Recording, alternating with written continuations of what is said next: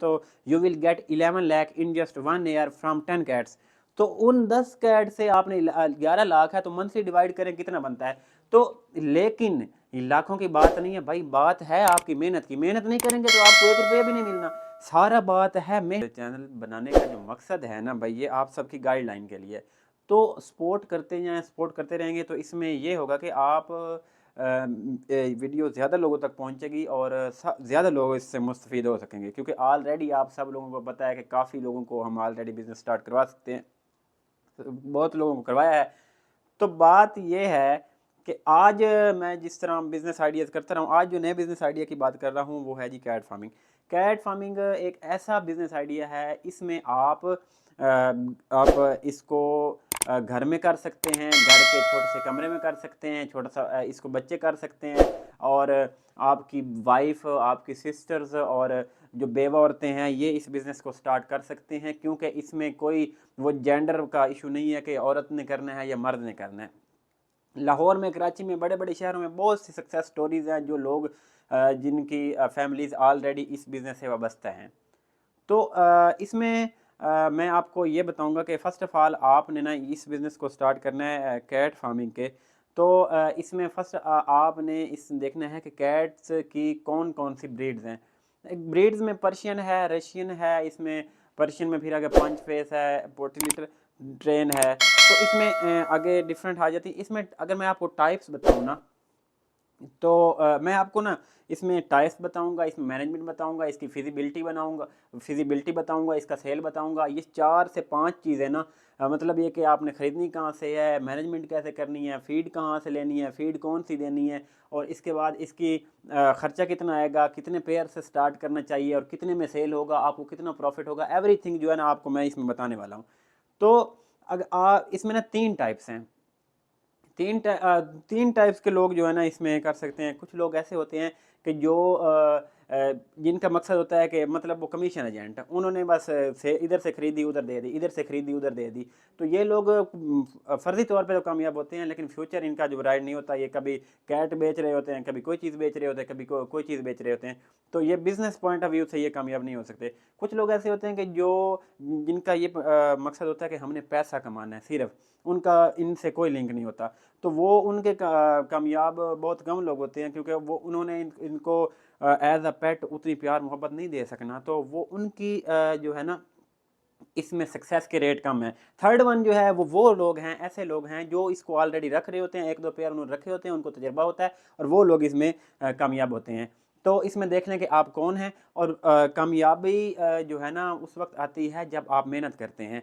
तो इसके बाद इसमें अगर मैं आपको ये बता दूं कि आपने ख़रीदने कहाँ से हैं। भाई मेरी बात सुने कि फर्स्ट ऑफ ऑल आपने दो, या अडल्ट ख़रीद लें या आप बच्चा ख़रीद लें। बच्चा आपने 2 माह, क्योंकि जो नए लोग हैं उनको मैं ये कहूँगा कि 2 माह का बच्चा हो जाए तो फिर सेल करें। अडल्ट अगर आपने ख़रीदनी है तो अडल्ट का ये है कि उसकी ना अगर रिकॉर्ड है प्रॉपर, उसकी वैक्सीनेशन है, क्योंकि काफ़ी लोगों की जो कैट्स होती हैं उनको प्रॉब्लम होते हैं, ब्रीडिंग प्रॉब्लम होते हैं। काफ़ी ऐसे प्रॉब्लम्स की वजह से ना वो लोग ना मतलब सेल कर रहे होते हैं। इसी तरह जो सेल परचेज का काम करते हैं वो भी, उनका भी यही काम है। उन्होंने ख़रीदी और सेल कर दी, चाहे बीमार है उन्होंने निकालनी है। बिज़नेस वाले बंदों को भी यही पता है, अगर उनके कोई जानवर में इशू हो गया तो उन्होंने सेल करना है, उन्हें कोई सरोकार नहीं है नए बंदे से। तो ये थोड़ा सा इस पे आपने ख्याल रखना है।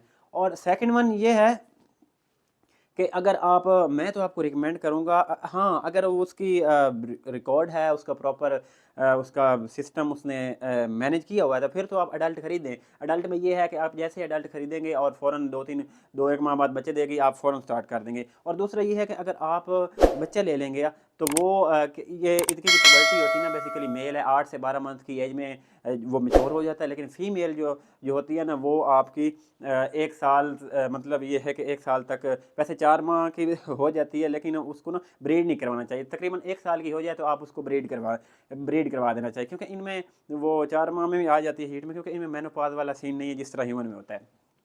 तो 4 इसको जैसे आपने 1 साल की जो होगी फिर आपने ब्रीड करवाना है।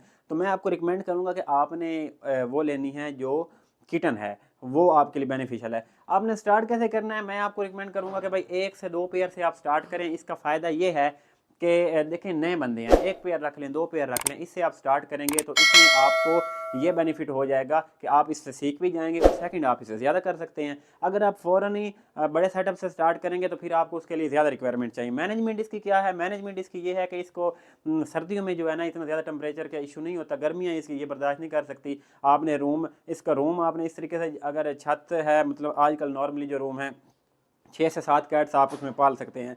तो उसमें आपने एक तो उसका फ़र्श बिल्कुल साफ़ होना चाहिए और उसके बाद उसमें 3-4 कुर्सियाँ टेबल रख दें ताकि कैट जो है ना ईज़िली फ़ील करे।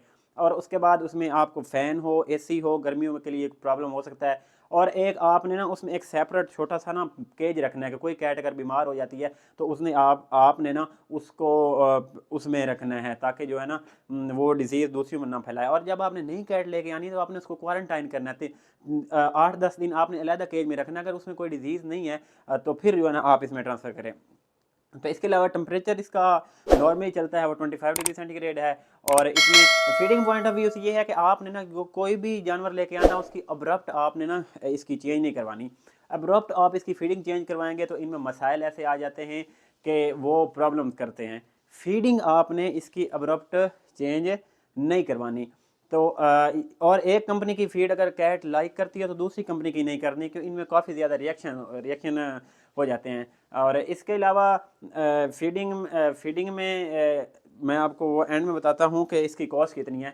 मैनेजमेंट यही है कि आपने जितना उसको प्यार करेंगे उतना आपको पे ऑफ करेगा। एक कैट को मिनिमम आपने 4 से 5 घंटे डेली उसको खिलाना है, उसको प्यार मोहब्बत देना है, फिर वो आपको मतलब कुछ पे ऑफ करेगी। अगर आप उसको 4 से 5 घंटे नहीं दे सकते, समझ लो कि आपको ये काम नहीं करना चाहिए। ठीक है, उसके मैनेजमेंट है।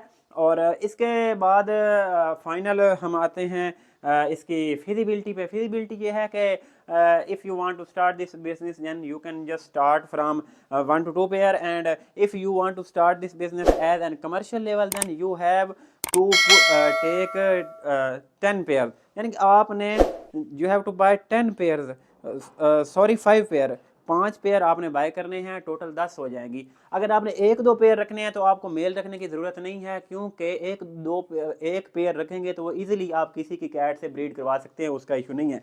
लेकिन अगर आपने 10 पेयर रखने हैं तो उसके लिए आपको फिर जो है ना मेल रखने पड़ेंगे।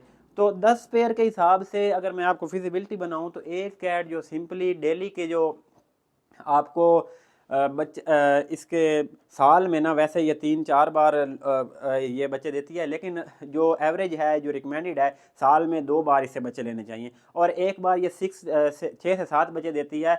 और इसका एक मतलब ये है कि साल में आप बर्ड की तरह कह सकते हैं कि 2 बार ये 2 क्लच देती है। तो एक साल में ये आपको अगर 6-6 बच्चे दे तो साल में जो है ना एक कैट आपको 12 बच्चे देगी। अगर आपने 10 कैट रखी हुई हैं तो आप उस हिसाब से मल्टीप्लाई कर लें। मैं आपको एक कैट का बता देता हूँ। एक कैट साल में अगर आपको 12 बच्चे देती है, एक बच्चा आपका आजकल 10 से 15 हज़ार की रेंज में सेल हो रहा है। और एक बच्चा जो है ना अगर आपका 10,000 का सेल होता है तो एक कैट आपको एक साल में 1,20,000 जो है ना आपको पे ऑफ करेगी। अब मैं अब कॉस्ट बता रहा हूँ कि एक कैट जो होती है पूरे साल में जो फीड खाती है वो 10,000 खाती है। 10,000 की फीड उसने एक साल में खानी है। और उस 10,000 को इसमें सारी है, फीडिंग है, मैनेजमेंट है, ओवरऑल कॉस्ट है जो एक कैट पे वो 10,000 है। तो आप देखेंगे अगर 10 कैट्स रखी हुई हैं तो वो उनकी जो आपकी इनकम बनती है वो बनती है 12 लाख। और 12 लाख में अगर आपकी टोटल इनका खर्चा निकालें तो वो आपका 1 लाख उसमें माइनस करें तो you will gate 11 lakh in just 1 year from 10 cats. तो उन 10 कैट से आपने 11 लाख है तो मंथली डिवाइड करें कितना बनता है।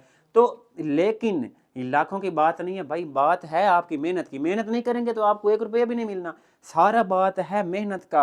अगर मेहनत करेंगे, इसको टाइम दे सकते हैं, इसको बच्चे की तरह रात को या आपने सोना है, इसको बेड पे लेके सोना है, इसको आपने प्यार करना है, मोहब्बत करनी है इससे, और इसका आपने बिहेवियर चेक करना है कि और इसको बाकी सेल है, सेल परचेज का आजकल कोई इशू नहीं है। सेल आप OLX पे कर सकते हैं, इसको इंस्टाग्राम पे कर सकते हैं, यूट्यूब पे कर सकते हैं। A lot of platform you will get if you will want to sell this one. तो मसला ये है अगर आपने इनको सेल करना है तो वो उसकी टेंशन नहीं है। इसके अलावा अगर आपको इसके रिलेटेड कोई क्वेश्चन है, मैं इंशाल्लाह इसकी एक सीरीज़ चलाऊँगा, इसकी मैनेजमेंट के, इसकी मेडिसिन कौन सी है, इसमें डिजीज़ कौन सी हैं, वो सारा जो है ना इसमें मैं एक सिस्टम बनाऊँगा कि हाँ, एक बात रह गई है कि आपने ना उसके अंदर छोटे-छोटे पोट्स भी रख देने हैं, बर्तन, ताकि ना उसकी फीडिंग के लिए ये मतलब मसला ना बने। तो बिज़नेस बहुत ज़बरदस्त है भाई, लेकिन ये है कि ये यूनिक है थोड़ा-सा, इसको आप जो है ना अगर बिल्कुल ही न्यू हैं तो भाई एक पेयर से स्टार्ट कर लें। आप जो है ना इसमें काफ़ी इसमें मतलब सीख जाएंगे। जब आप एक पेयर मैनेज करना सीख जाएंगे तो फिर आप उससे आगे जा सकते हैं। लेकिन कुछ लोग कहते हैं जी हमने कमर्शियल लेवल पे करना है, तो बड़े लेवल पे जो वो ट्रेड होते नहीं है तो उनको नुकसान हो जाता है। एक पेयर से स्टार्ट करें, इंशाल्लाह मेहनत करें, और जब आप मेहनत करेंगे तो इंशाल्लाह आपको इसका रिज़ल्ट आ जाएगा। बाकी फीड जो है ना, जब किसी से लेके आते हैं तो ऑलरेडी उनसे पूछ लें कौन सी फीड दे रहे हैं आप, ठीक है। बाकी बच्चा जब आप लेके आएंगे तो ऑलरेडी जो है ना वो मतलब आप जिस फीड पे लगाएं वो लग जाएगा। तो ठीक है, बहुत शुक्रिया।